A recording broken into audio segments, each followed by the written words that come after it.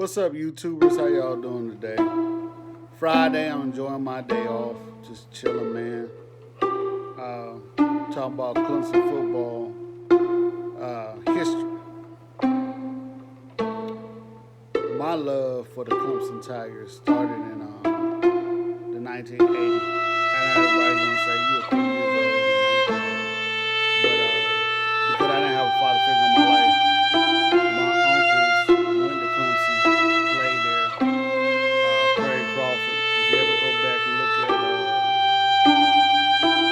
end of the Wake Forest game, the year they beat Wake Forest 84-24, my uncle was the fullback. He scored the last touchdown. My uncle was a big dude. He was recruited to play receiver at Clemson, 6'2". Danny Ford came in the house, said, "You the biggest wide receiver I ever seen in my life." He probably trailed on his ACC at that time. He went to Clemson. They moved him fullback, red shirt on. He comes back as a defensive end later on throughout Clemson history. My uncle was one of them players in the state of North Carolina that grew up playing football. So he was just like everybody. Clemson, Michigan, Notre Dame. Whoever you want to name, he was the quarterback. My uncle Wayne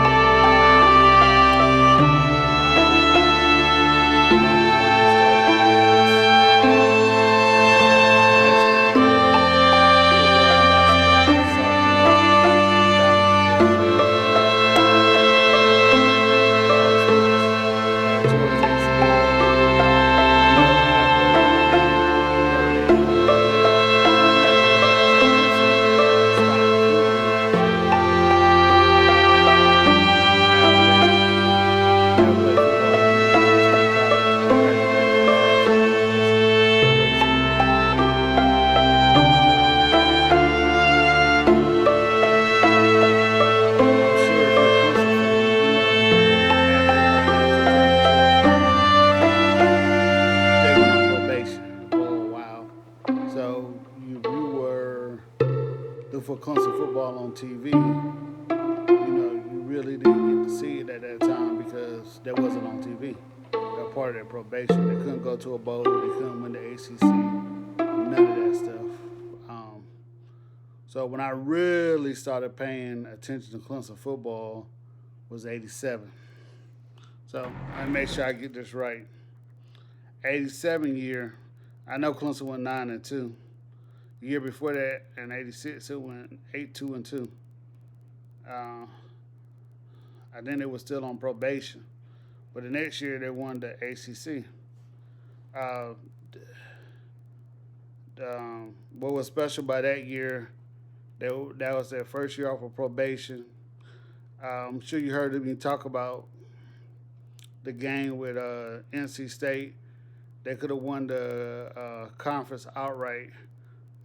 They could have tied, I guess, went ahead and won the conference that game, but they lost to NC State. They went on to win the conference in '87 by beating Maryland last game of the year before the South Carolina game, 45-16. That year, Clemson only lost two games. One was State, 28-30. Then they lost to South Carolina.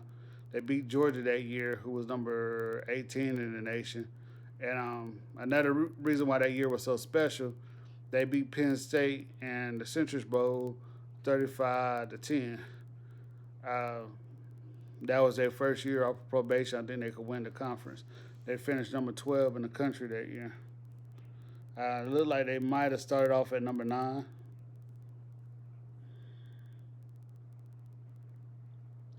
This is the year where I really started remembering Clemson football. Florida State and Clemson. Florida State was independent. They won in the conference at that time. Clemson was ranked number 3. Florida State ranked number 10. Fumbleruski. Butler runs a kick on a Fumbleruski or runs it down to the I think like a 2 or 3 yard line. If you go back and look at that game, my uncle claims Florida State cheated. They called a timeout they didn't have. I mean, that really don't matter. Y'all also remember that game.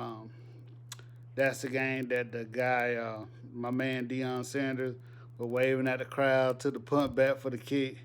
Broke my heart, bruh. But think about that though. If it wasn't for the fumble Rusi or Deion's punt, Clemson shut Florida State down. They would have won. They would have won the game 21-7. They ended up 21, at least 21-10. But Florida State, you can't cry about it. Florida State, they tricked Clemson. Deion was a beast. Hey, they put 21 points on a Florida State team. They're supposed to be pretty good uh, at that time. They they were ranked number 9 when they lost to NC State that year, uh, but they won the conference. Also that year, they beat Oklahoma. Yeah, they down there in the Citrus Bowl again. That was a New Year's Day bowl for people that don't know. The Citrus Bowl was a New Year's Day bowl back then. I don't know what it is now. But to beat Penn State in Oklahoma in a bowl game, this is before the time people say, "Oh, I ain't gonna play because I'm gonna mess up my NFL career and stuff like that." They beat them. Now this next team, next year, my favorite, '89, bittersweet year. uh, Clemson 9-2 again. Remember this year, uh, they went down to Florida State and whooped them 24-34. They started off the preseason as top 12. Um, this is when I really started really noticing Clemson football as a fan. They had Levon Kirkland, Terry Allen at running back. Bits Butner was there at that time. Those was three that stick out of my head. Those are the three that really stick out of my head. They beat Florida State that year. If you remember, that's the year that Florida State started off number 1 in the nation. If you remember that, Florida State lost to Southern Miss, and then got beat by Clemson next week. Florida State was the only team that year to beat Miami, who won the national championship. I think they beat them kind of bad that year. I'm not really sure, but if you remember that, another reason why this stick off in my head, this was the year that Clemson lost to Duke at Duke. The coach at that time was Steve Spurrier. I think that was his first college gig. Uh, if you remember that game as a Clemson fan, it was raining. They had a big white boy fullback. He carried like 7 Clemson Tigers into the daggone end zone to win the game, man. That was an amazing game, bruh. I mean, that was beautiful. I missed that game. I'm sad we lost. But yeah, that's how we lost that game. Um, that year we lose to Georgia Tech, 30-14. Uh, I, I don't know anything about that game. I don't remember that game. I honestly don't. Uh, but we stomped NC State that year. The last 2 years, NC State had beat Clemson. Virginia Tech was another school that we beat uh, that year. So, the bowl game was against West Virginia. If you remember anything about West Virginia at that time, they had a badass quarterback by the name of Major Harris, boy. He was gone, boy. He was fast. He was like Michael Vick. Clemson beat them 27-7 down in the Gator Bowl. Uh, Again, that was a big bowl at that time, but it wasn't played on New Year's Day. So, you know, it is what it is. So, the next year, another one of my favorite teams, Clemson finished 9-2. This year, that year, Clemson could have won the national championship. Colorado finished 11-1-1. Georgia Tech tied with Colorado to win the national to win share of the national championship. If you go back to that year, that was the first year Virginia beat Clemson. Clemson started off number 10 in the nation. And remember that Virginia team? That Virginia team had the Herman brothers on it. I think his name is Walsh. He was a coach. I think Kirby was at fullback. That Virginia team was really, really good. It was Virginia Tech, Clemson, and Georgia Tech. They were really, really good that year. Go back to that Georgia Tech team that Clemson lost to, 1921 down in Atlanta. That was Clemson tried to run the ball, and I remember that game. Clemson tried to run the ball up the middle like four times in a row, three times in a row. Then they finally went around the edge and they scored. That Georgia Tech defense wasn't no joke.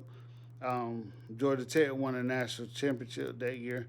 They were a pretty good team. But Clemson beat Georgia that year, 34-3.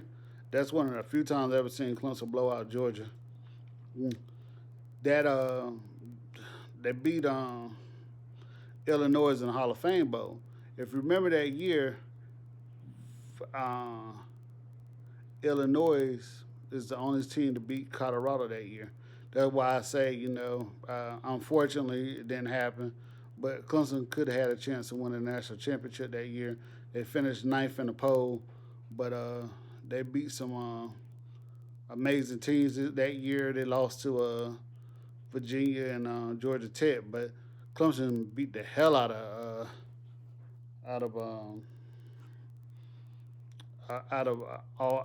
Illinois that year. And Illinois was a really good program back at that time. I think Simeon Rice might have been there. I don't really remember that whole team, but Clemson destroyed them.